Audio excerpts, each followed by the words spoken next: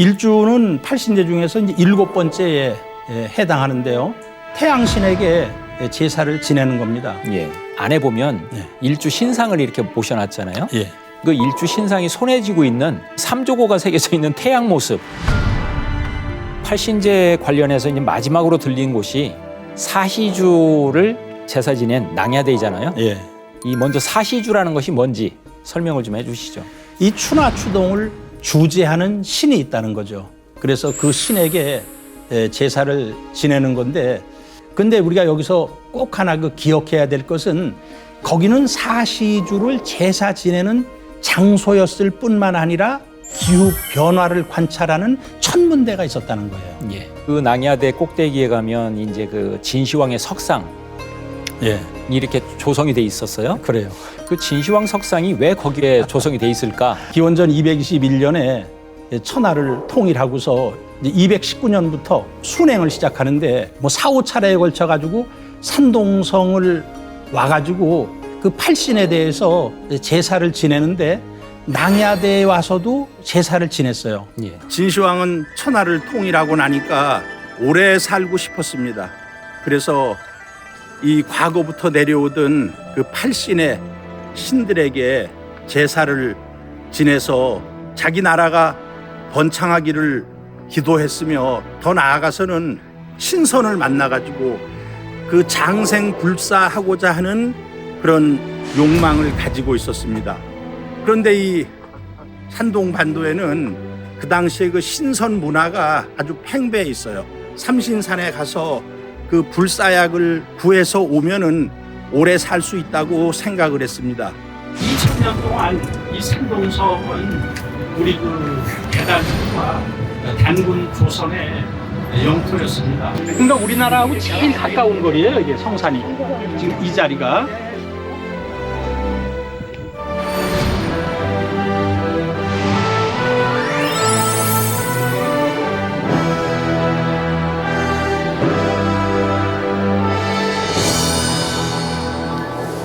저희들이 이제 그 팔신 중에서 그 이제 음주와 양주 이걸 알아봤고 양주사를 이제 방문한 얘기를 했는데, 사실 이제 일정상 가장 저희들이 먼저 방문한 것은 일주사잖아요. 예. 성산각에 있는 일주사인데 그 일주사에 대해서 좀 얘기를 해주시죠. 예. 일주는 팔신제 중에서 이제 7번째에 해당하는데요. 태양신에게 제사를 지내는 겁니다. 예. 이제 옛날에는 아마 그 일주사가 단독으로 있었을 텐데 지금은 시황묘라고 얘기를 하면서 5개의 그 신들, 신전을 함께 모시는, 거기에 이제 일주사가 하나가 들어 있습니다. 그래서 태양은 이제 동방에서 떠오르기 때문에 그 산동반도에서도 가장 동쪽, 이제 그걸 성산두라고 얘기하고 아주 뾰족하게 나가가지고 이제 성산각이라고도 얘기하는데요. 그 중에서도 제일 끝에 아마 거기에 이제 일주사가 있었고, 지금의 장소로 이제 옮긴 것은 그냥 여러 그 신들을 모아서 그 사당을 만들기 때문에 지금의 장소로 옮겨온 것이고, 하여튼 그 본래의 위치는 그 성산각 제일 동쪽에 위치했던 것으로 생각을 합니다. 저희들이 이제 첫날 그 오후에 공항에 도착하자마자 이제 달려간 곳인데, 네. 다들이 이제 그 성산두에서 그 그려진 한반도와 산동반도의 이 지도가 예. 그려져 있었잖아요. 그래요. 지금 여기가 성산두인데요. 여기에서도 이게 삘쭝하게 나왔어요. 이게 지도를 보면은 이게 쭉 나옵니다, 이게. 그래서 지금 거기가 우리가 있는 여기예요. 그래서 이 산동성 여기는 우리하고 제일 가까워가지고 이쪽 사람과 이쪽 사람의 교류가 제일 그 가깝고 많고 합니다. 여기를 이제 발해라고 그러고 여기를 황해라고 하는데, 그 지도를 보면서 좀 어떤 생각이 드셨습니까? 그건 이 산동반도 성산각에서 이제 제일 가까운 것이 아마 황해도 그 장단이라고 생각이 드는데요. 예. 정말 그 엎어지면 뭐 코 닿을 듯이 우리나라와 제일 가까운 장소다. 예. 이제 하는 것을 느꼈습니다. 예. 다들 그래서 좀 설렜던 이런 네. 모습들이 지금도 좀 생각이 나는데요. 그런데 재미있는 것이 그 일주사 안에 보면 일주 신상을 이렇게 모셔놨잖아요. 예. 근데 흥미로운 것이 그 일주 신상이 손에 쥐고 있는 예. 그 태양 모습. 예. 근데 거기에 삼조고가 새겨져 있는 태양 그래요. 모습을 보면서 예. 탐방단들 전체가 예. 좀 이렇게 좀 깜짝 놀랐던 기억이 있습니다. 그래서 이 삼조고는 태양신의 사자라고 얘기를 하고 있습니다. 왜냐하면 태양이라는 것은 또 삼수로 주역에서 삼리화라 그래서 삼수로도 표현을 합니다. 하여튼 이 삼조고라는 것은 우리 그 신교 문화에 있어가지고 그 태양신의 사자다. 예. 태양신의 사자로서 뭐 고구려에서도 삼조고가 많이 나오고 뭐 중국에서도 이 동의의 영향권이 있었던 곳에서는 삼조고가 다 나옵니다. 저 사천성이라든가 저 섬서성. 제가 옛날에 그 보게시의 청동기 박물관을 갔는데요. 거기서도 삼조고가 나오더라고요. 예. 그래서 하여튼 우리 동의의 문화가 굉장히 멀리까지 미쳤다. 그러면서 이제 또 하나 생각나는 것은 우리 민족은 삼조고뿐만 아니라 그 새를 토템으로 예. 그 믿었다는 것을 또 확인할 수가 있었습니다. 예. 저도 이제 그 일주 신상에 이제 그 들고 있던 그 태양 거기에 삼조고가 새겨진 걸 보면서 야, 이 팔신제라는 것이 정말로 우리 동이족의 역사와 아주 밀접한 관련이 있는 거구나 하는 생각이 들었는데 그 재밌는 것은 그 양주사에서 이제 진시황의 유물이 발견이 됐잖아요. 예. 근데 이곳 일주사에서도 예. 똑같은 예. 그 재래 유물인 옥기가 발견이 됐잖아요. 그래요. 예. 두 세트가 발견이 됐어요. 예. 그래서 이제 79년에 발견된 것은 4개가 발견이 됐는데요. 첫째는 옥벽, 그다음에 옥규가 2개가 발견이 됐고요. 그다음에 이제 옥황, 예. 옥황은 반원형 정도로 예. 그래서 그걸 위에다 놓고 가운데 옥벽을 놓고 양쪽에 옥규를 놓아서 4개가 이제 한 세트로 된 거. 요것은 이제 79년에 발굴이 됐는데 요건 한무제가 일주에게 제사를 지내고 이제 묻은 것이다. 예. 그리고 이제 옥황을 빼고서 옥벽에다가 2개의 그 옥규만 발굴이 됐는데 그건 82년도에 발굴이 됐는데 학자들이 이건 진시황이 일주에게 제사를 지내고 묻은 것이다. 그건 지금 영성시 박물관에 보관이 되어 있다고 하는데요. 우리가 여기서 하여튼 그 옛날에 이런 그 자연신들에게 제사를 지낼 때는 희생을 쓰지 않고 예. 옥을 썼다는 것을 알 수가 있습니다. 예. 재밌는 것이 이제 아까도 얘기했던 양주사에서는 그 진시황의 그 유물이 발견이 됐고, 예. 그다음에 이곳이 이제 일주사에서는 한무제의 예. 또 재래 유물이 이렇게 옥으로서 이렇게 발견이 된 걸 보면서 예. 야 이게 중국 역사의 가장 중요한 두 인물, 예. 지난 시대의 시황과 이제 무제가 이곳이 이제 동이족의 원래 이제 그 제천 문화에 이 유적지에 와서 제사를 지냈구나. 그들이 이제 그 동이족의 문화를 얼마나 이렇게 그 계승해 가지고 그걸 또 그 실현하려고 했는지 이런 것들을 좀 생각해하는 그런 시간이었던 것 같습니다. 네. 이번에 이제 팔신제 관련해서 이제 마지막으로 들린 곳이 사시주를 제사 지낸 낭야대이잖아요. 예. 이 먼저 사시주라는 것이 뭔지 설명을 좀 해주시죠. 사실은 뭐 잘 알다시피 추나추동이죠. 예. 이 추나추동을 주재하는 신이 있다는 거죠. 그래서 그 신에게 제사를 지내는 건데 낭야대는 자 이게 이제 핵심인데요. 사계절과 24절기의 발원지이다. 사기 봉선서 기록에 의하면은 서주 초기 지금은 우리는 환단고기에는 기원전 1122년으로 되어 있지만 하상주 단대공정에 의해 가지고 이 사람들은 주나라의 시작을 철저하게 이 1046년으로 얘기하는데 맞질 않습니다. 강태공이 사계절을 관장하는 신 사시주를 낭야대에 봉하여 낭야대는 세상에 사계절이 확정되는 곳이 되었으며 고대 중국에 사시주를 모시며 제사를 지냈다고 기록되어 있습니다. 옛사람들은 낭야대를 중심으로 하늘의 변화를 관찰했으며 해와 달과 별의 움직임을 관측하여 춘분과 추분, 하지와 동지를 나누고 분과 시간, 절기를 백성들에게 가르쳤습니다. 또한 낭야대는 중국에서 가장 오래된 관상대로 백성들에게 시간과 절기를 알려주어 제때에 농사를 짓게 하였으며 백성들은 사계절 내내 만사형통하고 천하가 평안하기를 기원했다고 되어 있습니다. 근데 우리가 여기서 꼭 하나 기억해야 될 것은 거기는 사시주를 제사 지내는 장소였을 뿐만 아니라 그 사시의 기후 변화를 관찰하는 천문대가 있었다는 거예요. 예. 그래서 우리가 24절기를 거기서 관찰하고 달력을 거기서 만들고 하는 그러한 중요한 역할을 그 낭야대에서 행했다고 생각을 하고 있습니다. 예. 근데 이제 그쪽 낭야대에서 약간 위쪽으로 올라가면 거기에 보면 지금 말씀하신 대로 24절기를 그곳에서 관측했다는 그 안내판을 상세하게 그려놓은 걸 제가 봤거든요. 네. 지금 말씀하신 대로 이제 그곳이 천문 관측의 장소로서도 의미가 있었다 하는 네. 걸로 알 수가 있는데 우선 이제 낭야대 하면 그런 어떤 사시주를 제사 지낸 곳이기도 하지만 또한 이 낭야라는 지명이 상당히 역사적인 의미가 있잖아요. 대단한 의미가 있습니다. 예.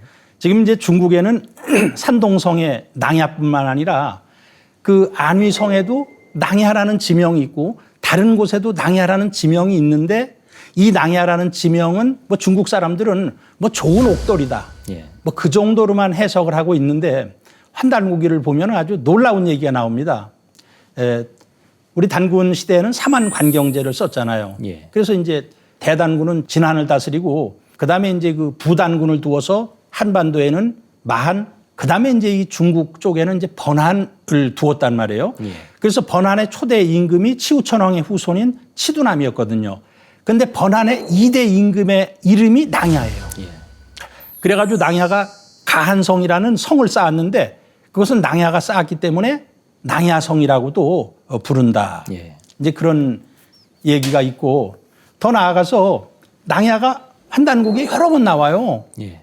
그 우리 부르태자가 도산회의를 하기 위해서 갈 때 그 낭야를 거치게 되는데 그 낭야에서 보름 동안을 머물면서 민정을 그 백성들의 소리를 들었다.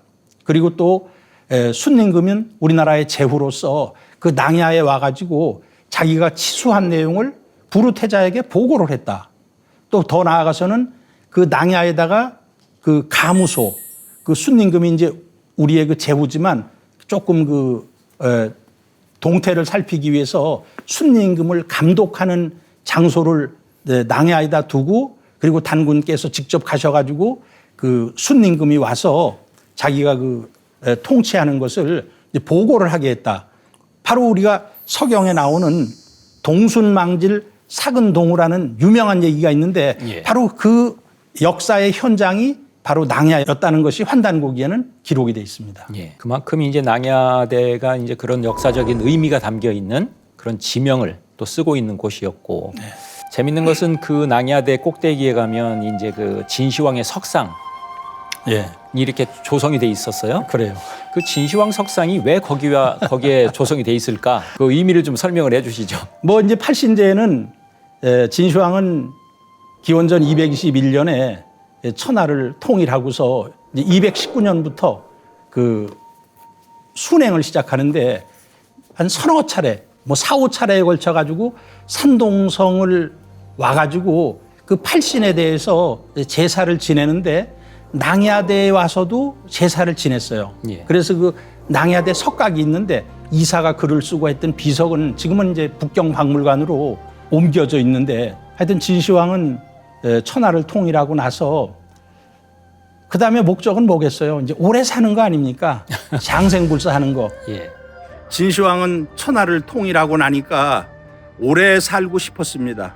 그래서 이 과거부터 내려오던 그 팔신의 신들에게 제사를 지내서 자기 나라가 번창하기를 기도했으며 더 나아가서는 신선을 만나가지고 그 장생불사하고자 하는 그런 욕망을 가지고 있었습니다. 그런데 이 산동반도에는 그 당시에 그 신선 문화가 아주 팽배해 있어요. 그 신선이라는 것은 그 장생 불사하는 사람들인데 여기에는 동방에는 삼신산이 있는데 삼신산에 가서 그 불사약을 구해서 오면은 오래 살 수 있다고 생각을 했습니다. 그래서 방사들을 불러가지고 삼신산의 불사약을 구해오라고 하니까 그때 선발된 사람이 이 사람이에요. 이 사람이 누구냐 하면 서복이라는 사람입니다. 그래서 그 출발을 하는데 여기서 출발했다는 설도 있어요. 요 낭야대 근처에서 출발했다는 설도 있고 자기 고향 근처인 용구시 기모도라는 섬이 있어요. 그 기모도에서 출발했다는 설도 있습니다. 예. 그래서 이제 낭야대에다가 그 진시황과 서복의 석상을 만들어 놓았다고 생각을 합니다. 예. 그래서 이제 지금까지는 팔신제, 이제 우리 그 동방의 고유한 그 사상이었던 천재 의식이었던 팔신제에 대해서 이제 쭉 알아봤는데 지금 말씀하신 대로 이제 진시황이 사시주를 제사 지낸 낭야대에 와서 그 서복에게 그 불로장생의 꿈을 이루기 위한 신선 문화, 동이 문화 속에서 이제 찾고자 하는 뭐 그런 모습을 좀 볼 수 있었는데 이번 탐방의 주요 주제 중에 하나가 이제 신선 문화잖아요. 네, 그렇습니다. 예. 우리 민족의 그 원형 문화에는 신선 문화가 있습니다. 예. 그래서 그 조선시대 중종 때 조여적이라는 사람이 쓴 청학집에 환인이라는 분은 그 동방 선파의 조종이다. 뭐 이런 이제 구절도 있고 해서 우리의 그 환국 시대, 배달국 시대, 단군 조선 시대 때는 아주 어떤 신선의 문화가 이제 보편화되어 있었거든요. 예. 그래서 역시 그 배달국과 단군 조선의 영토였던 그 산동성의 신선의 문화가 이제 많이 남아있게 된 원인이라고 생각을 합니다. 예. 자, 연화동이라는 것은 그 이제 연자는 그게 연기 연자인데 거기서는 이제 안개 연자로 해석을 해야 돼요. 어떤 안개가 자욱히 끼고 노을이 자욱히 끼어 있는 그러한 그 뭐 동굴이다. 이런 이제 연화동인데요. 산동성 동쪽에는 그 곤유산이라는 명산이 있습니다. 예. 이 곤유산의 서북 쪽에 연화산이 있어요. 예. 그 곤유산이라는 곳이 사실은 저희들이 처음 쭉 이제 아침에 그 숙소에서 출발을 해서 예. 곤유산을 쭉 갈 때 곤유산이 처음 등장하는 그 모습들을 보면서 다들 이제 그 매력에 빠진 그런 그래요. 모습들이 많이 느껴졌거든요. 그 그래요. 곤유산이 동방의 곤유산으로 일컬어지죠. 그렇죠. 아, 저도 정말 그 산을 가면서 전부 바위산이었잖아요. 예. 그래서 야, 천지의 정기가 여기에 다 뭉쳐 있다. 산은 단순한 산이 아니에요. 그러니까 수행을 하는 사람들은 산에서 수행을 해야 됩니다. 그래야 그 우주의 충만한 정기를 내 몸에 받을 수가 있어요. 이제 연화동을 올라가는데 중간에 그 신청관이라는 이제 도관이 있었죠. 예. 그 신청관이라는 것은 왕중양이 연태시 이제 모평에 와가지고 북칠진을 만나가지고 이제 새롭게 그 신도교를 창립하잖아요. 예. 그 조정이 되는 도관이 이게 신청관이죠. 예. 여기는 삼청보전인데 그 세 분의 신을 모시고 있습니다. 그래서 도교의 그 삼청이라면은 옥청, 상청, 태청을 얘기하는데요. 가운데 계신 분이 옥청 원시천존이고요. 우리 이제 오른쪽에 계신 분이 상청 영보천존이고요. 그 다음에 태청의 그 도덕천존을 모시고 있습니다. 이분들이 모두 아마 테라천과 관련이 있기 때문에 테라라는 또 데라라는 그러한 글자를 모두 쓰고 있습니다. 여기가 그 신청관의 그 오조전입니다. 오조라는 것은 전진도에 있어가지고 제1세 조사가 동화제군 왕현보고요. 두 번째가 정양진인 종리권이고요. 3세가 부제군 여동빈이고요. 4세가 유해섬이고 제일 끝에 있고요. 그다음에 이제 5세가 왕중양입니다. 그래서 전진도에서 이렇게 오조를 모십니다. 근데 이것은 우리가 그 강태공 사당을 가더라도 오조전이 있어요. 오조는 전진도에서 이분들을 오조라고 합니다. 지금 말씀하신 이제 그 도가의 그러니까 신도가라고 할 수 있는 전진교의 이제 그 조종이 되는 신청관과 또 왕중양과 북칠진이 수행을 했던 연화동 예. 쭉 올라가는 과정 속에서 저희들이 이제 신선문화에 대해서 좀 생각을 하는 그런 어떤 시간이었던 것 같습니다. 그래요. 그래서 신청관이죠. 예. 이제 거기에서 조금 더 올라가면 이제 연화동이라 그래서 그 왕중양이 자기의 그 제자들과 거기서 이제 수행을 했던 그런 모습을 조성을 해 놓았었죠. 연화동, 안개 연자, 노라자. 안개가 자욱하게 끼었을 때 놀이 여길 비추면은 번쩍번쩍 빛나가지고 꼭 내 몸이 선경에 들어간 거와 같다고 합니다. 돈을 깎 뜯어낸 거 시간. 자연 동굴에다가 인공을 가미했어요. 그래서 자연 동굴이면서 인공적으로 조금 더 팠어요. 정말로 저는 거기를 꼭 가보고 싶었는데 산을 올라가는데 엄청 힘들었어요. 예. 힘든데 이것만은 내가 꼭 가야 된다고 해서 아주 그 힘을 다해서 올라갔던 그런 기억이 있습니다. 예. 신선문화가 어떻게 이제 왕중양을 통해 가지고 예. 그쪽으로 전해졌는지 예. 그 스토리를 조금 얘기를 해주시죠. 그래요. 이제 그 신도교 전진도를 얘기하려면은 이제 왕중양이라는 사람을 뭐 빼놓을 수가 없죠. 예. 왕중양이라는 사람은 원래 섬서성 함양 사람이에요. 예. 그래서 뭐 부유한 집에서 잘 살았어요. 근데 이 사람이 48살이 됐을 때 공자는 40에 부록을 하고 맹자는 40에 부동심을 했는데 나는 48살이 되도록 한 게 뭐냐. 예. 그러면서 이제 방황을 하기 시작을 합니다. 그래서 거의 사람이 반 미친 척을 하면서 방황을 해요. 예. 동네 사람들이 저 사람 다 미쳤다고 하는데 바로 그 해에 여동빈을 만나게 됩니다. 예. 그래서 여동빈을 만나가지고 여동빈이 수행법을 전수를 해주게 됩니다. 예. 그래서 거기서 한 7, 8년을 그 종남산에서 수행을 합니다. 그러면서 이제 자기가 도가 이루어지자 여동빈이 얘기를 해요. 너는 동쪽으로 가라. 동쪽으로 가서 느닷없이 투담착마하라. 던질 투자에다가 담론할 때 담자. 그다음에 이제 착은 잡을 착자에다가 말맞자. 뭐 담을 던지고 그다음에 말을 잡아라. 뭐 이런 얘기를 하고 떠납니다.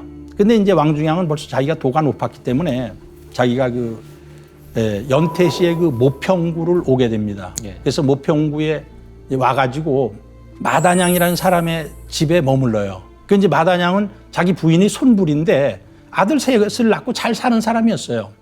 근데 그 사람에게 도를 전하게 됩니다. 그리고 이제 손불이에게도 도를 전해요. 예. 그다음에 이제 그 같은 마을에 있던 담처단이라는 사람에게 전하고 왕처일, 학대통 이런 사람에게 전하고 그다음에 이제 구척이에게 도를 전하고 마지막에 이제 들어온 사람이 유처연인데 이렇게 해서 이제 7명에게 도를 전하게 되는데 이 사람들이 전부 자기의 팔을 만들어 가지고 신도교가 아주 중국 천지에 꽃을 피우게 됩니다. 예. 이것이 유명한 그 전진도 예. 또 전진도의 그 근원이 되는 왕중양에 대한 이야기입니다. 예.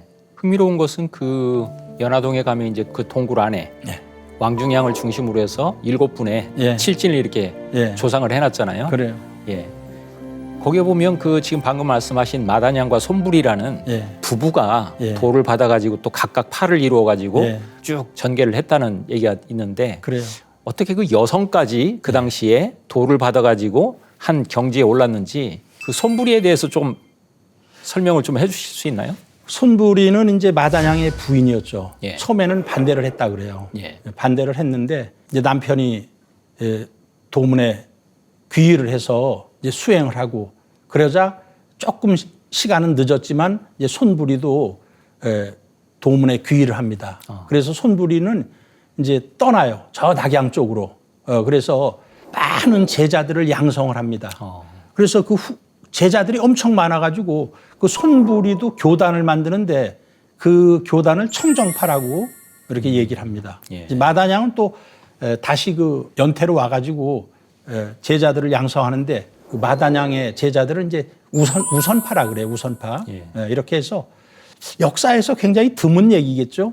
두 부부가 도를 받아서 예. 각각 신선의 도를 이루고 그리고 각각 제자를 양성해서 하나의 선파를 형성을 하게 됩니다. 예. 이제 저희들이 곤유산을 뒤로 하고 예, 신선문화 유적지를 또 보기 위해서 간 곳이 이제 복내각이잖아요. 예.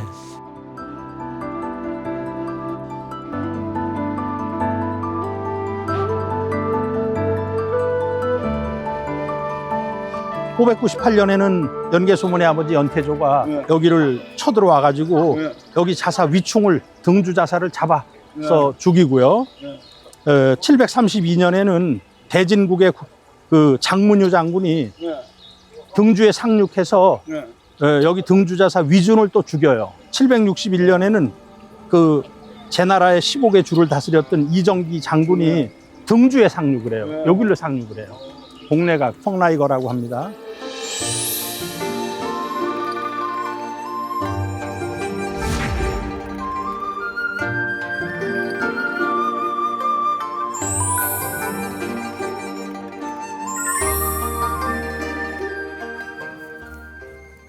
예, 지금 이제 영상을 좀 봤는데 복례각은 당나라 팔선으로 예. 또 알려진 유적지잖아요.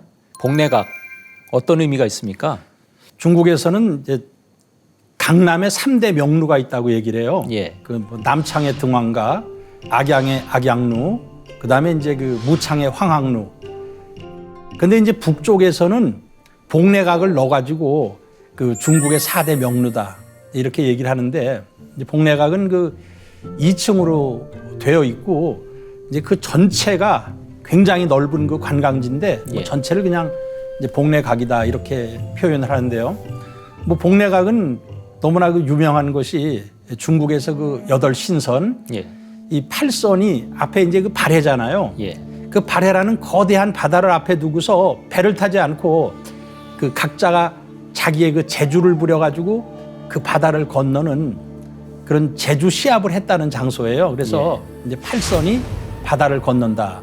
뭐 이런 장소로서 아주 유명하고, 두 번째로는 거기에는 그 신기루 현상이 나타나요. 예. 그 복례각에서 발해를 바라보면은 그냥 그 바다 위에 엄청난 공중 누각이 실제로 보이는 거예요. 예. 그래서 실제로 가보면은 아무것도 없고, 그래서 그 우리가 신기루란 말은 뭐 누구나 다 알고 있는데 그 신기루 현상이 일어나는 장소로 또 유명한 곳이 복례각입니다. 예. 그래서 저희들이 이제 그 기대감을 안고 예, 그 저희들이 복례각에 갔는데 저희들이 아쉽게도 그래요. 2층에는 공사 중에서 올라가지 못했습니다. 그래요. 예.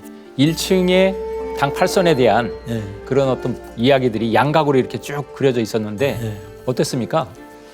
그래요. 뭐 저도 실제로 이제 복례각의 핵심은 그 2층에 가면 8선 취주 조각상이 있어요. 예. 8신선이 술을 마시고 취해 있는. 저도 굉장히 기대를 하고 갔는데 2층은 수리 중이라서 가지를 못했고 1층에서 아쉽게나마 그 8선의 그 부조상인가요? 예. 벽에다가 쫙 그 한 것을 보았습니다. 그래서 그것으로 좀 위안이 됐습니다. 그 당나라 8선 하면 아까 이제 우리가 앞에서 봤던 왕중양에게 도를 전한 여동빈을 포함한 그런 인물들이 쭉 나오는데 그 8선에 대해서 8명에 대해서 좀 설명을 해 주시죠. 어떤 인물들인지. 우리가 이제 일반적으로 뭐 당팔선 얘기를 하는데 실제로 그 당나라 때 이제 활약을 많이 해서 그런데 예. 최초의 인물은 그 종리권이라는 사람인데 이제 그 사람은 이제 한나라 때 사람이에요. 예. 그래서 이제 한종리라고 얘기를 하고, 종리권이라는 사람이 이제 여동빈에게 도를 전하죠. 그래서 여동빈. 그다음에 이제 철 지팡이를 짚고 다니는 이제 이철괴. 예. 그다음에 당나귀를 타고 다니는데 필요치 않을 때는 종이로 접어가지고 자기 주머니에 넣고 있다가 필요하면 그 접었던 것을 펴가지고 물을 먹으면서 딱 뿜으면은 그것이 또 흰 당나귀가 돼서 뭐 그걸 타고 하루에 그 만리길을 다녔다는 장과로. 예. 그다음에 이제 그 남채화라는 분이 있어요. 한 발에는 신을 신고 한 발은 맨발로 다니던 신선인 남채화. 예. 그다음에 유일한 이제 여성인 그 하선고. 그다음에 한유의 그 조카로 알려진 한상자. 그다음에 이제 조국구라는 사람은 송나라 때 사람이에요. 예. 이렇게 해서 8명의 신선으로 구성이 되어 있습니다.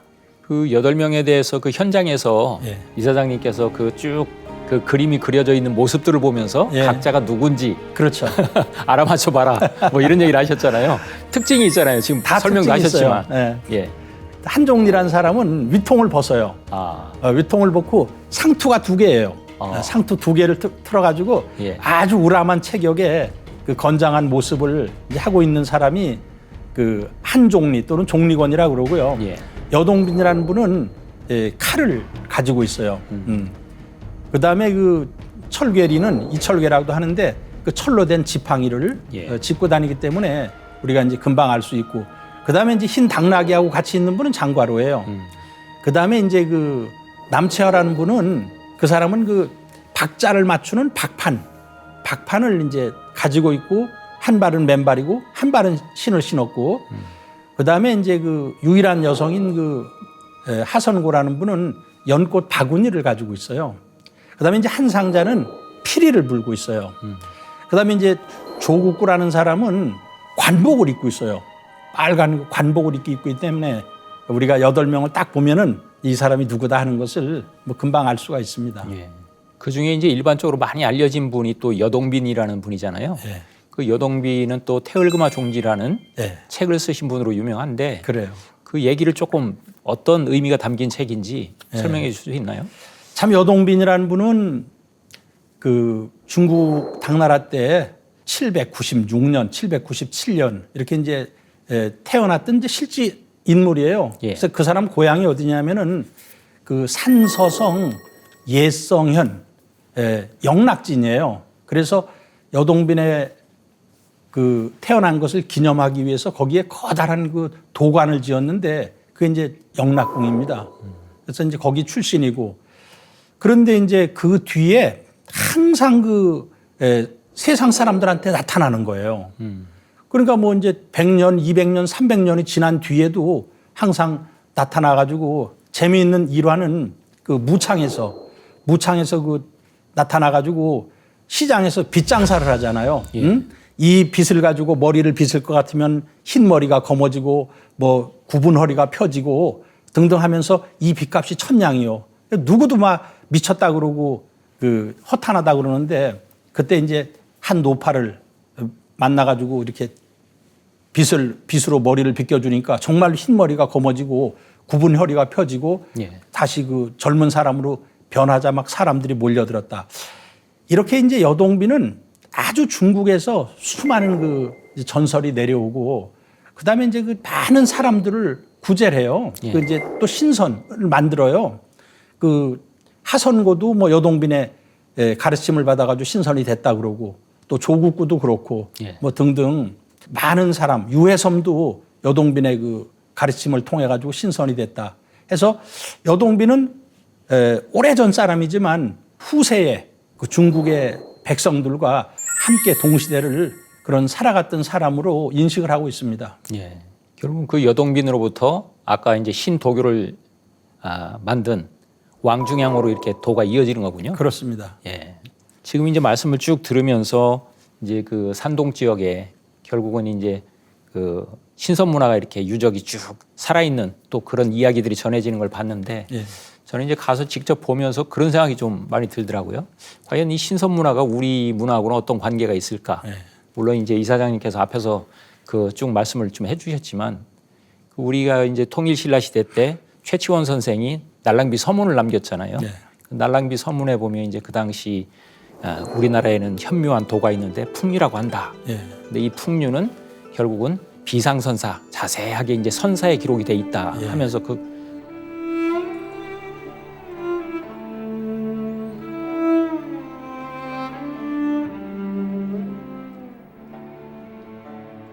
거기서도 이제 신선의 역사를 기록한 책이 전해지고 있었다는 얘기를 했는데, 결국 그 신선 문화의 원형은 우리의 어떤 고유 사상으로부터 시작된 게 아닌가 하는 생각이 들거든요. 우리의 고유 사상일 뿐만 아니라 그 중심지가 백두산이었습니다. 예. 중국 사람들도 신선 문화의 본향은 그 삼신산 불사약, 삼신산 불로초예요. 예. 그 서복이라는 사람도 자기가 그 삼신산을 찾아가서 이 불로초를 캐겠다는 거거든요. 예. 그런데 그 삼신산의 비밀을 유일하게 밝혀주는 책이 환단고기입니다. 예. 근데 환단고기는 삼신산은 백두산을 말하는 것이다. 예. 삼신께서 항상 이 백두산에 내려와 놓으셨기 때문에 이 산을 삼신산이라고 얘기한다.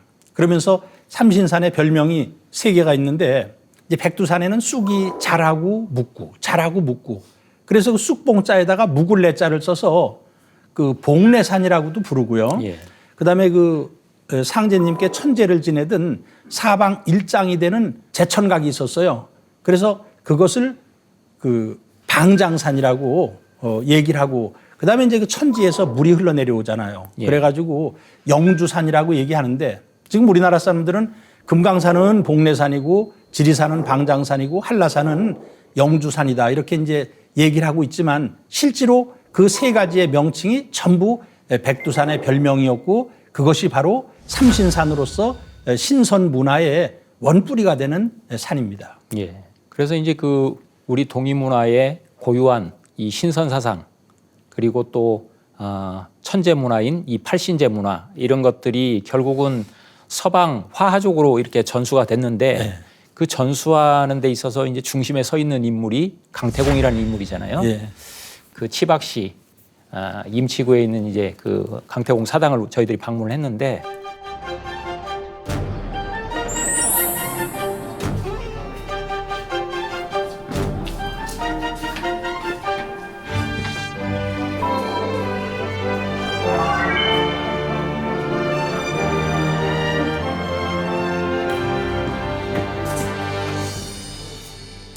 먼저 강태공이라는 인물이 예.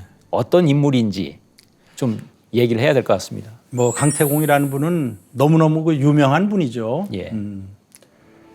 강태공은 뭐 세상의 그 전설 속에서는 궁80 달80 그 80년 동안은 굉장히 빈공한 생활을 하고 그다음에 이제 후반기 80살은 굉장히 그 현달해가지고 80세를 사셨다 이런 뭐 전설이 내려오는 분인데 강태공의 이제 원적은 우리 동이족이 되겠죠. 그래서 지금 강태공의 고향은 그 일조시로 잡고 있습니다. 그래서 이번에도 일조시를 갔지만 뭐 우리가 강태공의 그 탄생지는 가보지를 못했어요.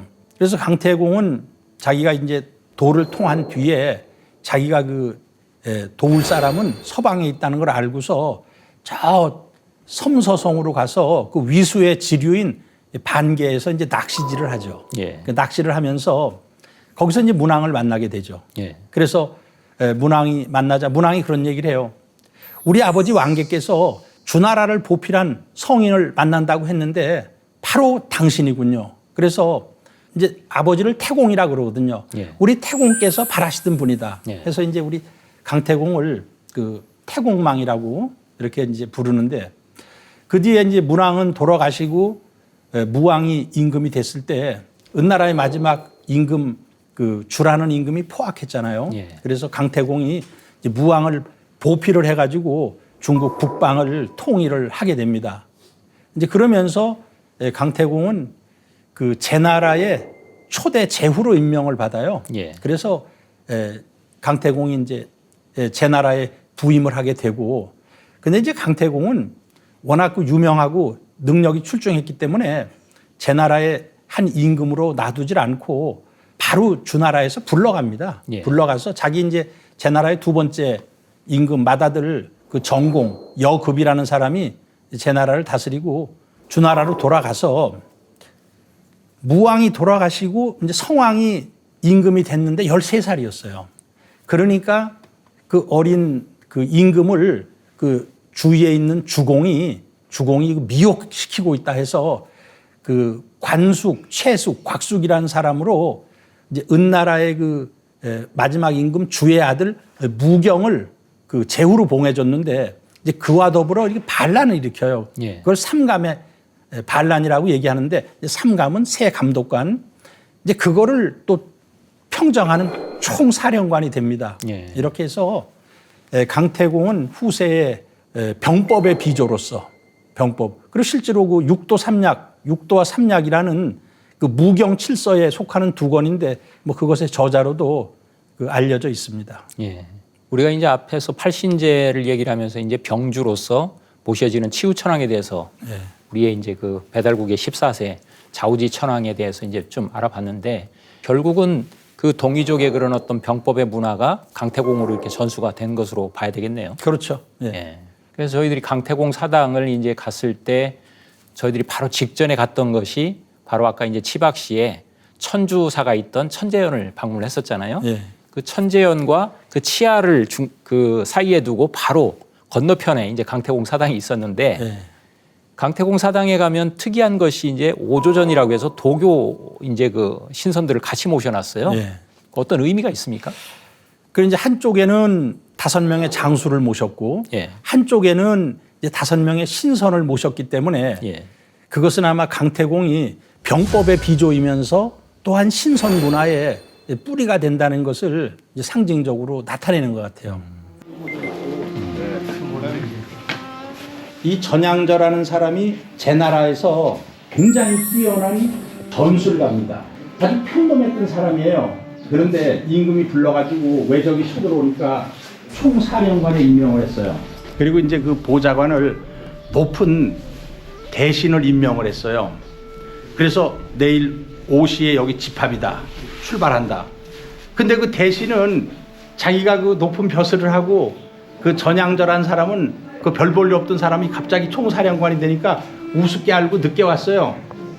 딱 목을 베버리고 출병을 하는 거예요. 그러니까 뭐 기강이 확 잡히잖아요. 그래서 이 전향전 사람은 전설적인 이 병법가입니다. 전향저. 그다음에 여기는 이제 손빈이에요. 이 사람은 그 위나라와 계령의 전투와 이 마릉의 전투에서 대승리를 거두게 되죠. 자, 여기에는 춘추 5패에 그 제환공을 보필했던 그런 주인공이 관중. 너무 많은 보사성어가 나오죠. 뭐 관포지교라든가 이런 거요. 자, 여기에는 그 손무라는 사람인데 이 손무라는 사람은 그 오왕 함녀를 도왔던 대장군인데요. 손빈의 할아버지쯤 된다고 얘기를 하고 있어요. 근데 이 사람들이 전부 뿌리는 이 제나라 사람들이에요. 사마양조도 제나라 사람이고요. 뭐 관중도 제나라 사람이고요. 그다음에 여기 이제 전반이라는 사람이 있는데 전반은요, 제나라가 연나라한테 큰 멸망할 지경에 이르렀어요. 그래서 이제 나라가 딱 성이 하나 남았어. 그게 이제 거땅이에요. 거땅. 그래서 이제 그곳은 일조시에 있는 거현이 있는데 이제 그거만 연나라한테 떨어지면 나라가 완전히 망하는 거야. 그런데 전단이라는 사람이 화우진을 써요. 황소를 쫙 배열해 놓고 거기다 기름을 부어놓고 이 꼬리에다가 불을 붙여. 그러니까 막 소들이 미친 듯이 막 달려갈 거 아니에요. 거기서 이제 대승리를 거둬가지고 제 나라를 회복을 해요. 그 주인공이에요. 여기는 이제 그 신선들을 모신 곳입니다. 자, 가운데 모신 분이 장천사네요. 이 신선이 되는 수련을 하는 것이 종교화되질 않았습니다. 그냥 개인적으로 수행을 했어요. 근데 이 장도릉이라는 사람이 도교를 창시해서 신도들을 규합을 합니다. 그런데 그 교회에 입도하려면은 쌀을 5마를 바쳐야 돼. 그래서 오두미도라 그래요. 오두미도. 이 사람이 이제 창실하고 세력이 강해지니까 조조와 유비가 싸울 때 한중에 장로라는 사람이 있었어요. 그 장로가 이 사람 손자예요. 예. 그러다가 이제 그 후손들이 저 강서성으로 옮겨가서 정일도라는 그런 그 도교 맥을 이어가고 있는데 지금도 이어가고 있습니다. 장도릉이라는 사람. 두 번째 이제 여기에 계신 분은 누구냐 하면은 왕중양이네요. 전진도를 창실하게 되는 그런 주인공이 바로 이 왕중양이라는 사람이에요. 전진 5조에 속하는 사람이에요. 전진 5조에 가장 뿌리가 되는 사람이 동화제군이에요. 그래서 이제 동화제군으로부터 종리권은 여동빈을 제도한 사람이에요. 그 다음에 이제 여동빈, 유해성, 왕중양을 북오조라고 얘기를 하고 있습니다. 네, 부제군이라고 있어요. 자, 원명은 여암 이렇게 돼 있잖아요.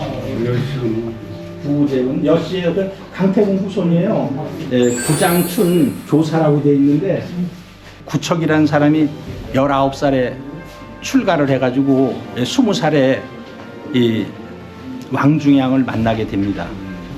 그리고 이제 도가 높아져가지고 있을 때 남송에서도 부르고 금나라에서도 부르고 징기스칸이 부르는데 징기스칸을 찾아갑니다. 사마르칸드예요, 거기가.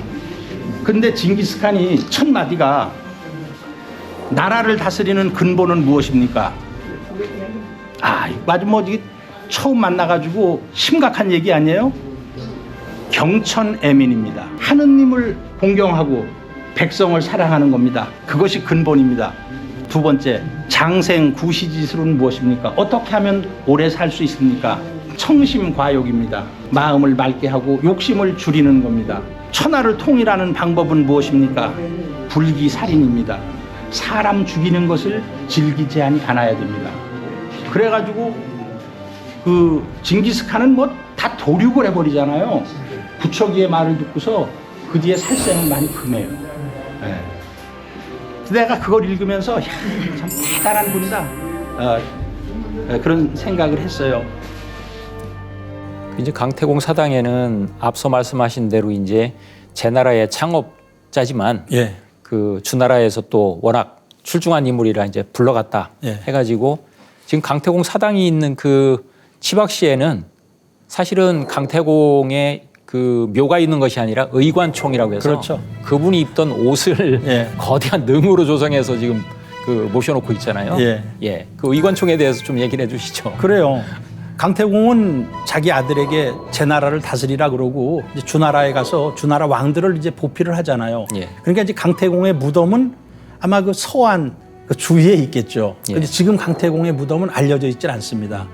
그러니까 여기는 제나라 사람들이 그 제나라의 그 개국 군주이면서 제나라 문화, 부국 강병이라는 그 제나라 문화를 만든 강태공을 잊지 않기 위해서 의관총을 만들어 놓은 거죠. 그래서 그 무덤은 뭐 엄청나게 크지만 그건 가묘라고 볼 수가 있습니다.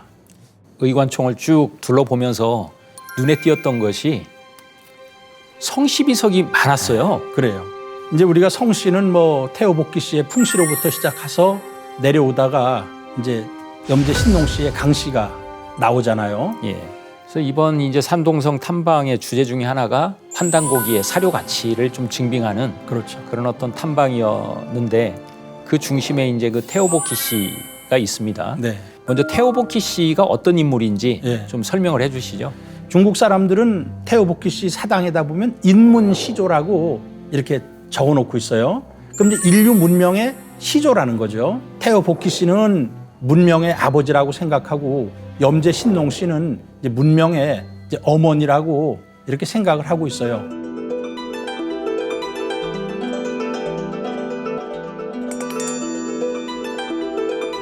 복희전은 중화민족의 그 인문시조인 복희씨를 제사 지내는 곳인데 삼항의 머리가 되는 분이 됩니다. 저희들이 이번 탐방의 주요 일정 중에 하나가 바로 산동성 임기시에 있는 동인문화박물관에 방문하는 거였는데 예. 안타깝게 저희들이 들어가지 못했어요. 그랬어요. 예.